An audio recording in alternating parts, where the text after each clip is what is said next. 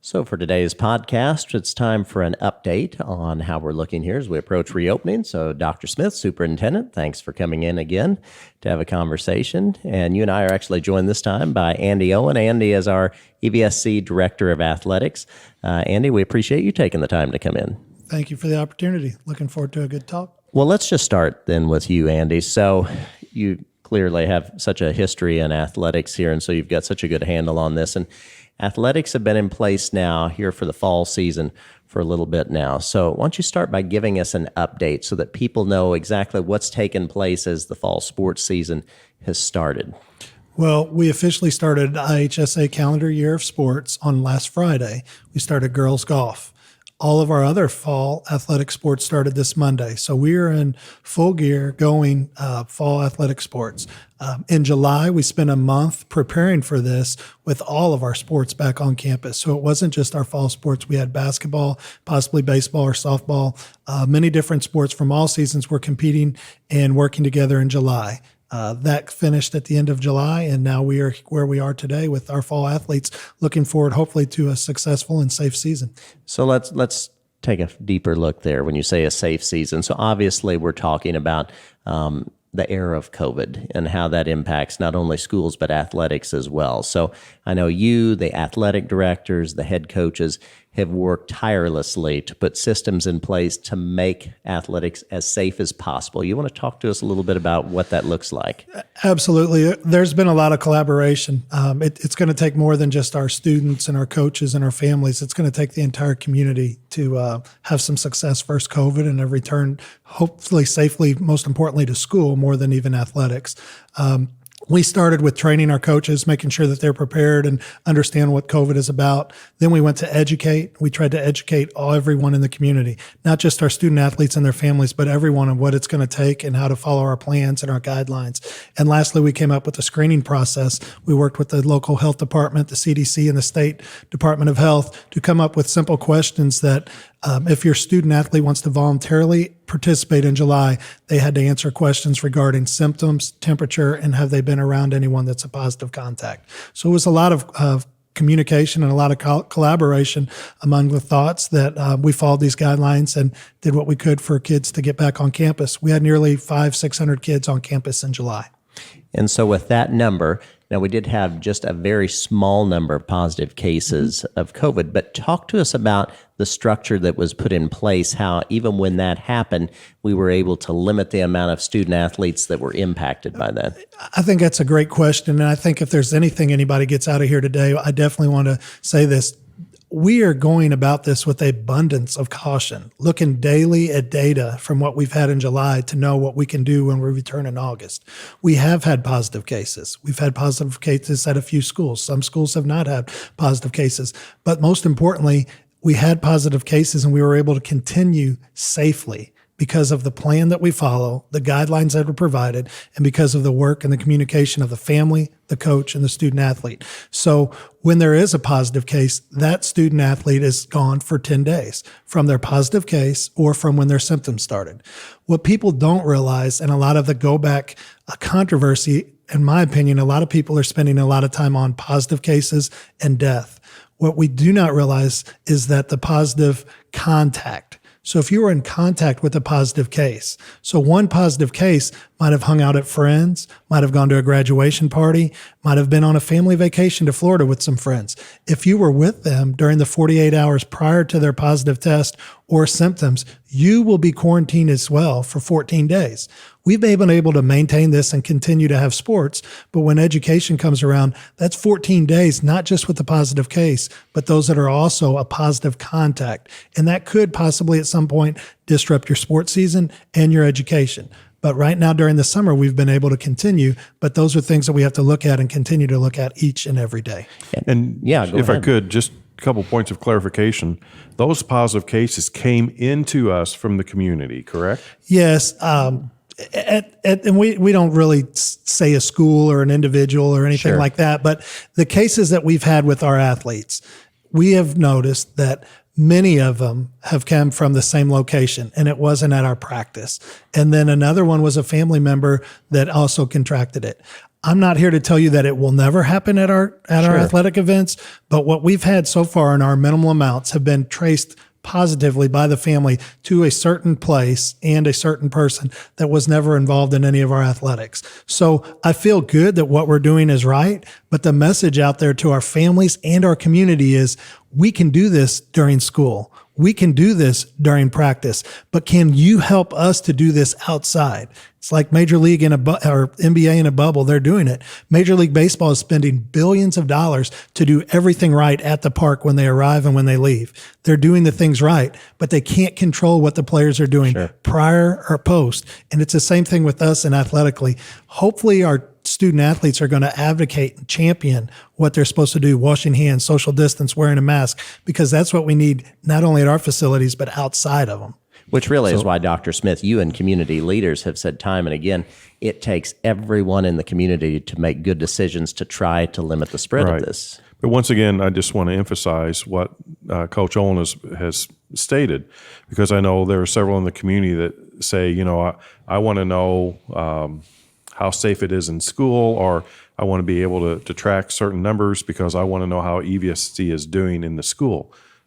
It's not just us and what we're doing in the school. Some of the positives or individuals who have tested positive never set foot on our campus. Right. So I think that's important to note. And it's also important to note that to this day, we're fortunate that nothing has spread because of the mitigation steps that we've put in place. Coach Owen and his coaches have put in place so that we know that it's not spreading in our schools. Well, let me pick up on that then and ask you, Andy, for that. The systems that you all have put in place when you're looking at athletic teams, I think someone who's not aware of it may think, so if you have one positive case, the entire volleyball team is quarantined, the entire football team.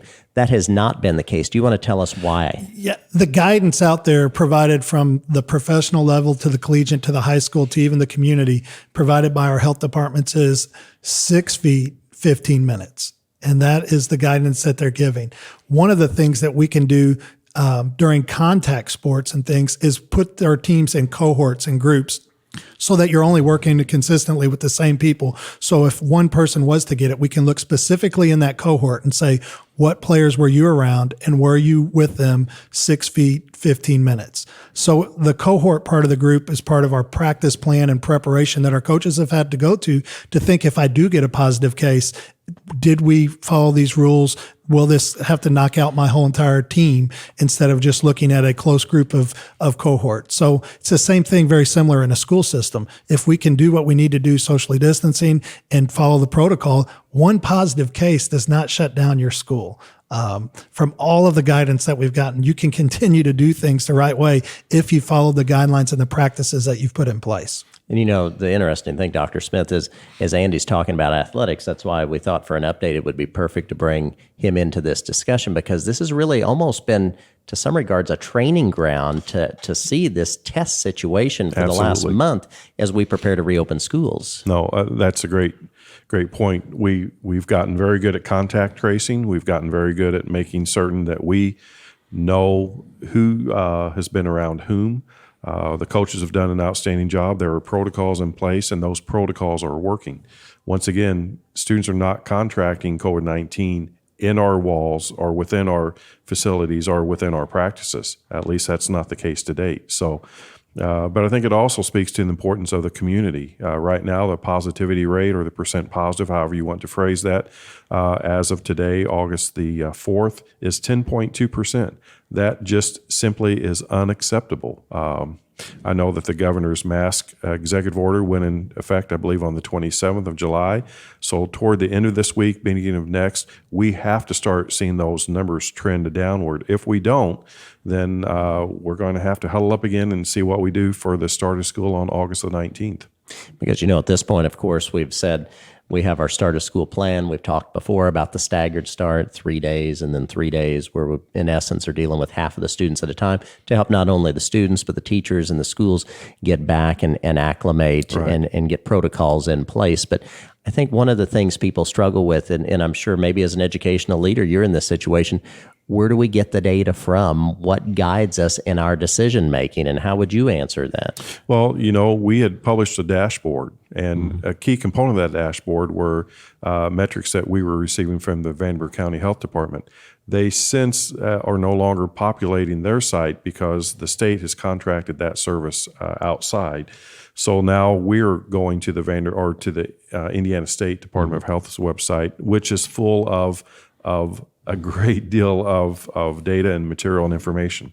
So what we're tracking right now are the number of confirmed positives on a daily basis. We're also looking at that positivity rate. We're also looking at what age groups have certain percentages of testing positive, because we do know that we have a fairly good percent of the population ages 5 through 18 in our schools.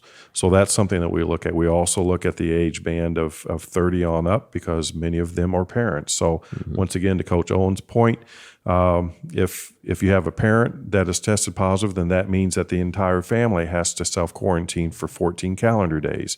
So there are just many facets, I think, that are involved in that. That's why we are now adjusting what we look at and what we actually put out on our data dashboard, if you will, and being very attentive to the number of daily cases as well as that percent positive. And as you try to get control on this somehow for the things we can control, and as you and Coach Owen have said, so many things may be out of our control, away from our four walls within a classroom, so to speak. You want to remind everyone again the things that have been put in place throughout the summer as we prepare for the reopening to try to make our school environments as safe as possible. So many things have been done. We did a very thorough analysis of all of the square footage of all 40 buildings. We were able to achieve social distancing within 38 of our 40 buildings. 2 elementary schools, very large elementary schools, didn't have quite the square footage that we needed. So the 4th and 5th grades of Highland and Hebron are being moved to Harwood on First Avenue, and Harwood Prep Academy is being moved to AIS on Stringtown. And so that will be a move that has really been undertaken to make certain that all of our kids are safe and that we can practice social distancing. We also have acquired a tremendous amount of PPE. We also have acquired a tremendous amount of cleaning supplies, as well as misters and foggers, to make certain that the environment is as clean as it possibly can be. We have processes and protocols in place. So we are very, very prepared. I feel very confident that we've taken the steps that we can take inside our 4 walls. We once again are pleading with the community to continue to do what they need to do to make certain that they mitigate the spread of COVID-19. It's almost like you can't let your foot off the gas, because you see communities not only in this nation but around the world. It seems like if you let your foot off the gas just for a second, the numbers go right back up. And I think that's what we've seen. When some of the restrictions were relaxed, when we opened up the communities once again, that didn't mean that the protocols and those precautions were relaxed. So I think people think that they go hand in hand, and they don't. If we want to have the numbers trend downward, as we must have them do, then we have to take the necessary precautions. It's no different on the football field than when you're outside, when you're socializing with friends. Stay 6 feet apart, wear that mask, do what you need to do to mitigate the spread of COVID-19. And another thing that we've put in place, used the term social distancing many times as you've been speaking here, but each one of our classrooms are now set up, including cafeterias, including auditoriums, so that students can be a distance apart, so that, just as Andy said, that just because one player would happen to test positive doesn't mean the whole team is shut down. The same could be said of a classroom, Absolutely. Right? A 4th grade room, a 9th grade room. This comes from the Indiana State Department of Health. It comes from the Vanderbilt County Health Department. If we would have a student that would test positive for COVID-19, say a 4th grade student, we simply would then go to the seating chart, make certain that we had the appropriate social distancing practices in place, 6 feet, 15 minutes, and then there would not be a need for those individuals in the classroom to quarantine.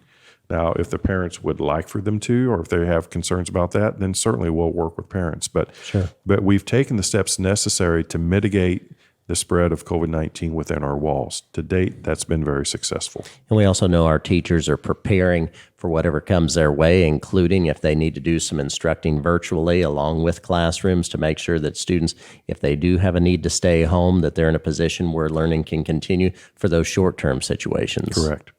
And then, of course, we still have the virtual academy. A lot of interest in that.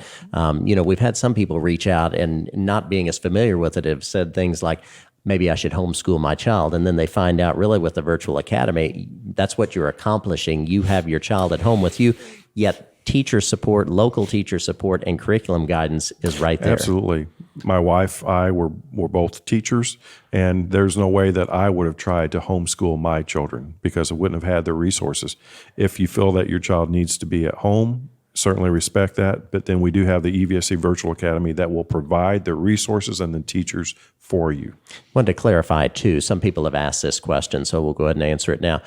They're looking ahead. They don't have a crystal ball, but if there would be a stoppage to school or a virtual period of time, something like that, they're asking, what about the EVSC Virtual Academy? Once that starts, it's going to be up and running, and it will not take pauses based on the situation. Correct. Once Virtual Academy begins on August the 19th, it will continue unabated. Okay. And I guess as we wrap this up, Dr. Smith, again, here we go with the crystal ball. Again, you don't have one certainly, but as you look ahead over these next couple of weeks, what type of things will be going through your mind? What will you be looking at as decisions have to be made as we approach reopening our schools? Certainly. Well, as you know, we delayed the start of school for 2 weeks. We were to begin August the 5th. Now that's been delayed to August the 19th, basically because of the positivity rate rising, as well as the number of daily cases increasing, those individuals testing positive. We're going to continue to look at those bits of data. We also have several area schools, though, beginning. So we'll see how that fares. I know that in Indiana as well as Kentucky, we've had some schools that have opened up, and it is unfathomable to me that individuals would find out when they are in attendance at school that their test came back positive. Please, if you have been tested for COVID-19 and the test results are not back yet, do not enter our schools. Sure. We can only do this. Amen. We can only do this with the cooperation and collaboration with our parents and all the community. I can't stress that enough. So we will take into consideration the schools that are opening, how successful that has gone. We'll continue to look at the positivity rate. Frankly, that needs to be lower and much lower than it is right now, 10.2% on August the 4th. We'll also continue to look at charting the number of cases that have been positive on a daily basis. So those are our three main sources of information that we will continue to review and process as we deliberate about August the 19th. And I know we'll stay in constant contact with the Vandenberg County Health Department, the Indiana State Department of Health, as the well Indiana as Department of Education, as well as Deaconess and St. Vincent. Okay. Those two health entities have been phenomenal partners. And last thing I want to just say again, and you and I have talked about this before, but I do think it's such a change for parents to understand, to your point about please don't send your child if you're awaiting a test result, that type of thing. Attendance is going to look different this year. And that doesn't mean that we don't want kids to be attuned to their learning, but this is not the year, as we've said, to be a hero to earn perfect attendance. When in doubt, please keep your child at home. And that's why we've gone to such extraordinary lengths to make certain that education can continue at home, be it on a very short-term basis, or if you want to take advantage of our decade-old EVSC Virtual Academy. We do have options for everyone. No one should come to school if they're symptomatic or not feeling well. Okay. Thank you very much, Dr. Smith. Andy Owen, thanks for coming by today. I know you spoke to Rotary today, just kind of giving them a similar update, so we thought it'd be perfect to bring you in this discussion. And thanks to you and all the athletic directors and coaches who have really done a phenomenal job getting sports off to a great start so far this year. Yes. Appreciate it. And thank you again to the families, the players, and our coaches for continuing to work hard to hopefully a safe return to school. And if I could, hats off to our coaches, to our families, and to our players. Our players know that this could be their last practice each and every day. If they don't take care of business outside of practice, they realize that it could end. And high school sports is so important, not only to the athletes, but to our entire community. That's why, once again, we're pleading with the community, take the precautions necessary to stop the spread of COVID-19. Okay. Well said, Dr. Smith. Please keep following us on EVSC Facebook, social media, EVSC website at evscschools.com for the latest information. Thank you both. Thank you. Thank you.